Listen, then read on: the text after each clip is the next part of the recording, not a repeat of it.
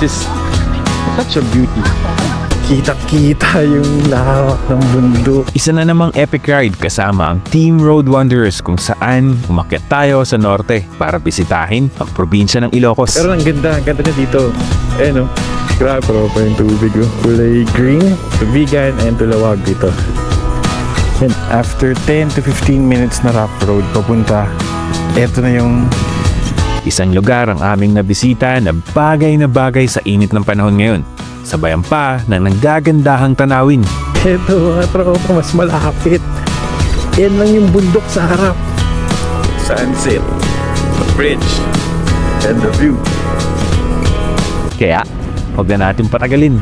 Tara, Ilocos tayo. Tignan yung mga tropa, ito yung mas palapit ng palapit.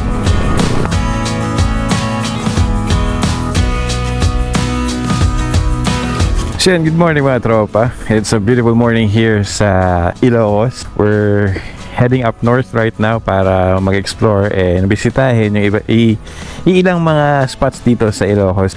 So, nag-ride out kami, makwento ko lang. Nag-start yung ride na to kagabi. Nag-ride out kami naman around 11:30, 11:20. So, from Manila, bumiyahe kami. Dumaan kami ng Bulacan, palabas ng Pampanga, then Tarlac, then La Union. Bago kami nakarating dito sa Ilocos. For now, mag-breakfast lang kami dito sa Welcome Arc. Then, after nito, didiretso na kami paakyat dito sa mga next destination pa natin. So, samahan nyo kami this day. And we'll see kung mangyari. So yun, dito na ako kain sa Chris Ray Eatery and Cambi.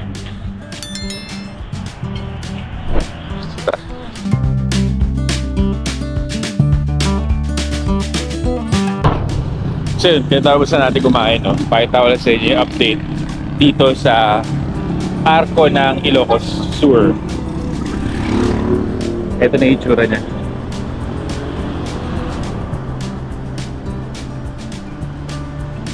So meron ng cafe dito sa gilid.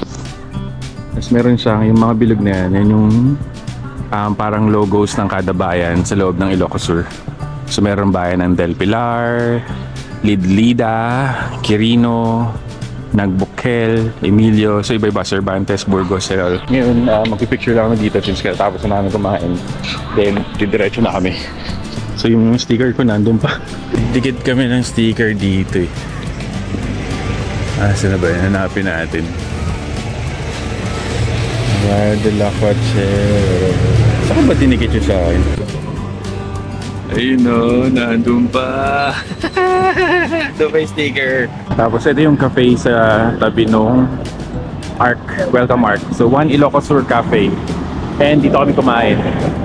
Yung unang punta ko dito sa first north loop namin dalawa kami ni Tres is parang karinderya lang ito na maliit, wala pa tong cafe. Ngayon meron ng cafe. Eh inaayos na rin nila yung arco, mas maganda na siya ngayon. Tapos may One Ilocos Sur doon. So yun yung pinaka-latest update niya. So yun, nakakain na tayo dito sa Chris Ray Eatery and Kambingan dito sa Welcome Arc ng Ilocos Sur. So we'll see kung ano mangyayari. Maganda na yung sikat ng araw, binigyan tayo ng magandang panahon. And yeah, biyahe na tayo. Let's go. We're officially inside or riding inside Ilocos Sur. Nandito tayo sa bayan ng Tagudin, which is yung pagpasok ng mismong Welcome Arc.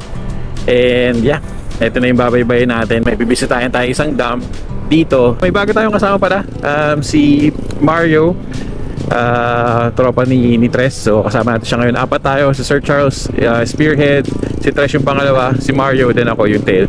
So yeah, let's go, let's enjoy the day, let's explore Ilocos.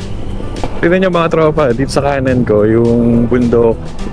Sabi ni Tres, baka ito yung Besang Pass since part siya ng Ilocos Sur, yung pinuntahan natin noong last time. So baka ito yung Besang Pass, hindi ko lang sure, pero kung alam nyo, paki-comment na lang din down below. Pero ang ganda niya dito. Eh no, grabe yung mga layers ng bundok. Kung makikita ng sarili nyo mga mata, sobrang astig. Ayan, mas malawak. Oh, grabe. And then the field, talaga naman nakakaaya sa mata. At yun yung mga bagay or yung mga views na makikita nyo along this highway. Yun, mas magandang view. So ito na, papasok na tayo ng Santa Cruz. This is dark, welcome to Santa Cruz. Pero ang ganda ng view dito sa gilid, sa kanan. Kita yung bundok, and yung malawak ng palayan. na sobrang solid. And yung daan dito, sobrang suwabe lang din, no? May mga konting lubak, pero asphalto at sobrang suwabe. Maliban sa mga magandang view na makikita nyo dito sa Ilocos, isa pa sa mga magandang bagay na makikita nyo dito is yung mga churches. Kung mapapansin nyo, marami ding mga gandang churches tulad nito. As in, napipreserve talaga nila yung ganda ng church. So mga tropa, kung mapapansin nyo, itong dinadaan natin is mostly sa gitna ng malalaking hektarya ng fields na tinataniman nila usually dito. Natutod dito ng mais. Kanina may palay. This one, mais. And Ilocos Sur has 32 municipalities and around 760 plus na barangays. So itong mga bahay, old school. Isa talaga to sa mga pinupuntahan or isa sa mga maganda dito. Yung mga old school places like sa Vigan, yung sa may Calle Cristologo, na-preserve nila yung mga bahay doon na sobrang Spanish era pa. Pero nito, may mga bahay pang old school dito. Ito, kahoy pa. Ang galing. Yan, mga kahoy pa. Yan, mga tropa, nandito na tayo. Papasok tayo ng Canton City. Kakanan tayo dito para papunta sa dam. Yan, yung mga bundok dun sa kanan natin kanina. Nasa harap na natin ngayon. Kitang-kita yung ganda.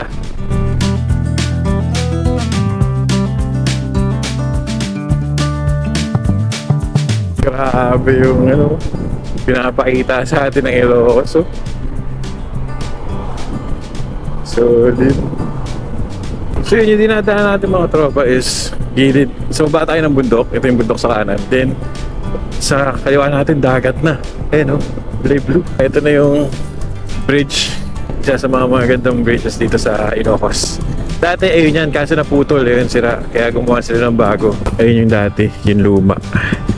At kitang-kita nyo, putol na siya. Nasira na yung gitna. So ito na yung bagong dinadaanan ngayon.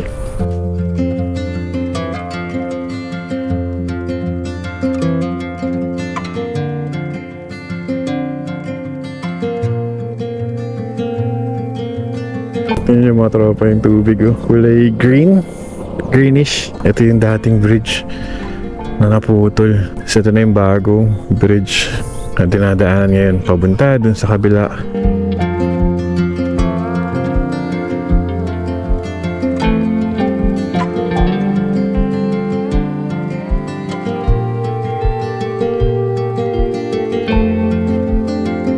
Mga tropa, to Vigan and to Lawag dito. So, dito tayo sa Bantay, Ilocos Sur. Welcome to Kabugao. Time check, it's 11:50. Tarik ng araw.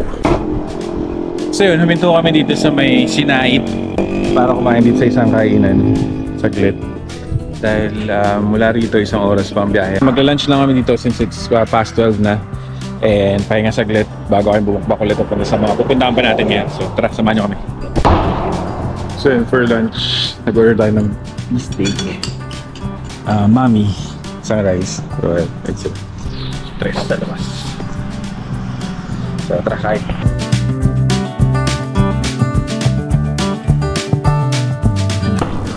So yun, tapos namin kumain dito.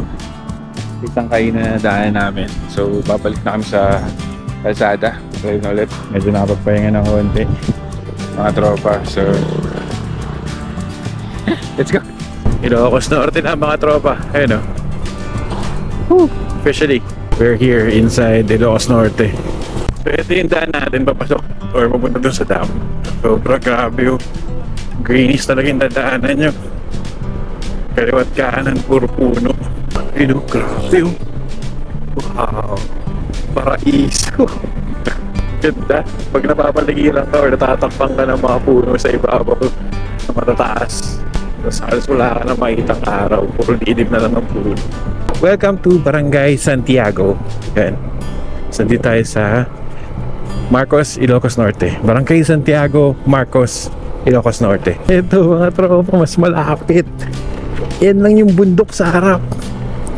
At sa pwesto natin, napapaligiran tayo, napapagitnaan tayo ng magkabilaang cornfield.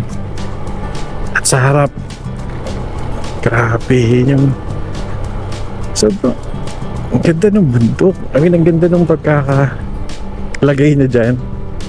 Ano nyo naman? Talagang nakakabangha Nakakamangha ang kalikasan pag nakakita ka ng mga ganito. Sobrang solid talaga ng may likha for making this beautiful, very beautiful view. Tingnan nyo mga tropa, habang palapit tayo sa Madongan Dam, rough road ng rough road yung daan. Pero may mga part na bagong simento dun sa unahan. So ito, maikli lang naman daw tong rough road papunta dun sa dam. So goods pa rin. Para ka lang pumunta ng Coto Pines. Ang view nyo habang papunta kayo dun sa dam is this one. Itong bundok sa kabila. At yun, parang may river dun sa baba. Teka, ito na yata yung dam sa harap. Let's see. So yun mga tropa, doon kami galing. After 10 to 15 minutes na rough road papunta, eto na yung Madongan Dam. At meron pala mga cottage na dito na pwedeng upahan. So from there, yung tubig papunta dito, dumadaloy. Ay di, pababa dun. So parang may drainage siya pababa dun. Ito yun yung tubig niya. And the scenery, ito yung bundok. Nasa loob siya, napagitan ng dalawang bundok. May daan pa pala papunta rin sa kabila. Para siyang yung Santa Barbara Dam dun sa Zambales. Dito sa kabila, ang makikita nyo naman is pure water. Siguro pag malakas yung tubig, dito diretso. Kasi ito may parang pa-slide dito papunta ron. Tapos meron pang parang drainage dun. Tapos dito may parking. So feeling ko pwede pala dun. Pagpapunta ng Pagudpod, dito nang daan namin sa kabila. So doon kami magpaparking yung daan papunta rito. So yun mga tropa, napag-desisyon namin na ibaba yung motor. Dito ang daan papunta doon kami galing. So pwede bumaba doon, ayun yung daan papunta dito sa may parang slide na tinuturo kanina. Papunta ron, kasi may mga motor doon na nakapark and kotse. So tara, balik tayo. Dito natin siya ibaba. Yan, kung nakikita nyo yung dadaanan yan, mix of small, medium rocks. Sa baba, ang lalaki ng bato. At medyo matarik to.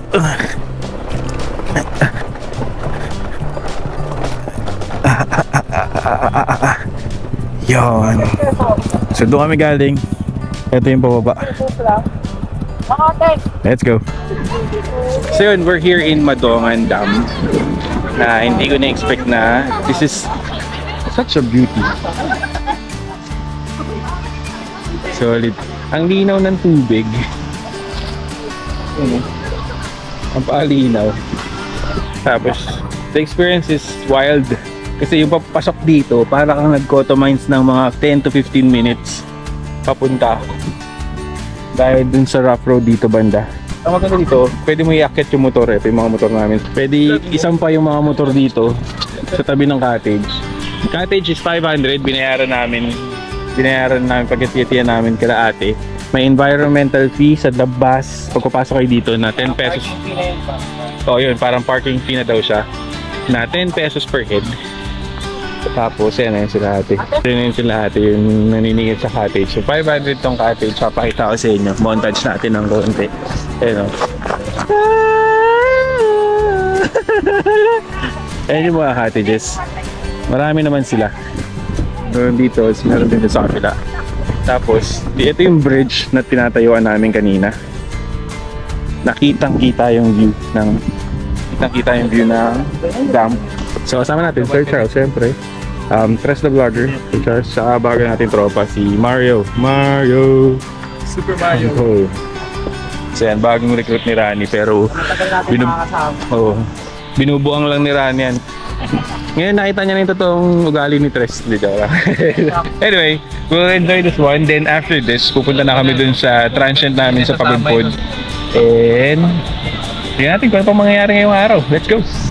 One more good thing about this is may tindahan. Ayan, may mabibili lang kayo ng mga basic needs. Tara, bili tayo. May malamig kayong soft drinks. Meron sir, Part ng anong bayan to?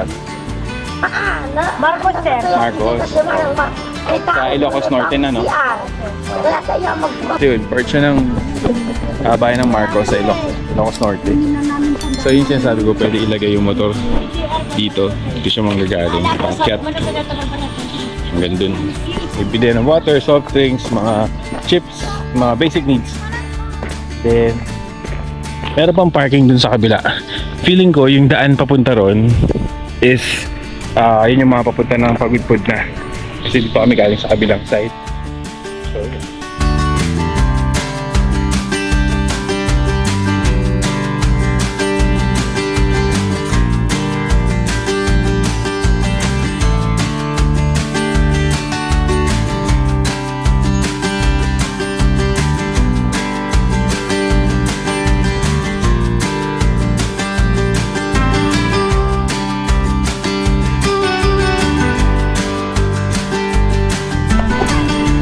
Yan, sobrang solid tulog na. Hindi ako naligo yung dalawa. Ayan, yung dalawa lang naligo. Nakatulog ako.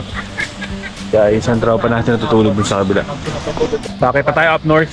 Papunta ng Pagudpud. So, baka buta kami ng gabi. But anyway, bakit na kami? Let's go. Sobrang solid dito. Hindi lang natin experience yung tubig kasi nga pagod, puyat, kulang sa tulog. Kaya nakatulog lang tayo. Kung naghanap kayo ng place na mayapa, tahimik, or solid spot, Madongan Dam. 500 lang yung cottage, 1.5 daw pagka overnight. Then meron lang 10 pesos na environmental fee, kasama na doon yung parking. So 10 pesos lang, murang-mura, di ba? Doon kayo magbayad sa may yun, yung may parang kubo doon sa unahan. Doon sa taas ayun, no. Doon kayo magbayad nun. So 10 pesos each. Yan nga lang, medyo mabangin yung daan. O ba? Pero sobrang solid. Dahil summer ngayon, medyo mahina yung tulo ng tubig siguro. Pero pagka ibang season, feeling ko malakas yung tulo ng tubig dyan. Tapos siguro umaapaw siya, nag-overflow siya hanggang dito. But yeah. So let's go paakyat.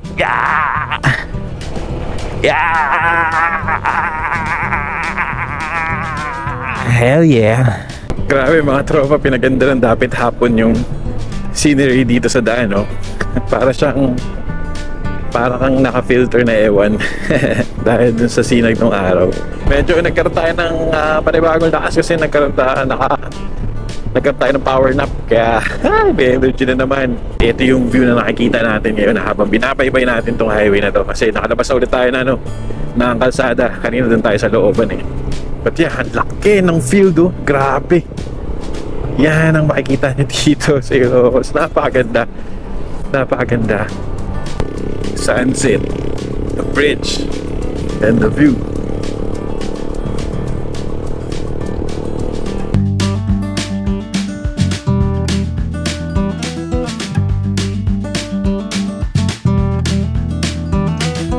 Finally! After ilang hours of driving yun, almost 80 na dito tayo sa Pagudpud. Mga tropa, Pagudpud na at makapagpahinga na. So yun, nandito kami sa transient kung saan kami mag-stay ngayong gabi. Sobrang solid na nangyari ngayong araw, grabe. Ang haba ng biyahe, umalis kami 11:20, 11:30. Dumating kami dito mga 7-ish. So ganun mahaba yung biyahe. Pero kasi marami kaming ginaanan, tsaka marami ding stopovers. And nabisita natin yung isang spot dito sa Ilocos, Madongan Dam. So yun, sobrang solid. Magpapahinga kami ngayong gabi. Dito kami natatapusin yung video. Sobrang salamat sa panonood. So umabot hanggang dito sa dulo ng video. If you like this type of vlogs, travel vlogs, experience vlogs, kindly subscribe to the channel. Subscribe na rin kayo kay Charles, kay Jerry Sublimingo, at kay Mario. Ano nga pa yung channel? Mario Campos Production. Mario Campos Production. Tsaka kay Tres, the vlogger. Para suporta na sa lahat. Pare-pares lang naman kami ng adit kain. Yun, i-promote ang Pilipinas. Kung gaano kaganda ang Pinas sa yun. Again, maraming salamat. God bless sa lahat. Ride safe sa mga pumotor. And keep safe. See you on the next video. Bye!